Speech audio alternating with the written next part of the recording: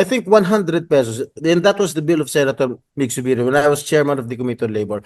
Hindi namin short-change. Siguro yung 100 pesos, that is an ideal amount na dapat makuha yung ng ating mga workers. Now, kung ilalagay mo 200 pesos, sa tingin mo ba hindi magko-collapse yung economy natin?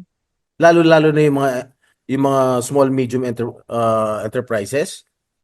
Pumayag ang Senado, 200 pesos. I-adapt namin yung House version. Ano sa tingin mo in the future?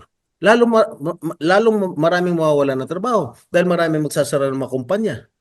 Because they cannot afford it. What do they want to do?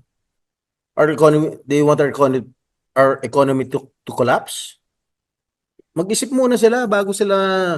Yan si Abante, hindi nag-aaral yan. Siguro kabago-bago lang niya. Dapat gumawa muna siya ng research bago siya pumutak diyan.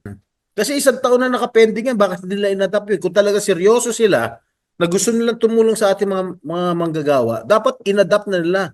Noon pa lang, noong last year pa lang, inadapt na nila. Bakit sila magpapasa ng batas na 200 na 2 days before CNDA? Bakit? Di, wala rin papogi lang sila. Mga nagpapapogi lang sila. Tapos isisisi nila yung Senado.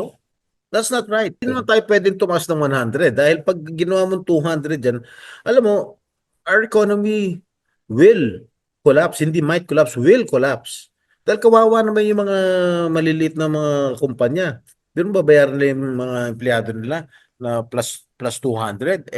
Talagang kukolapse yung ekonomiya natin. Mas maraming magsasara ng mga kumpanya.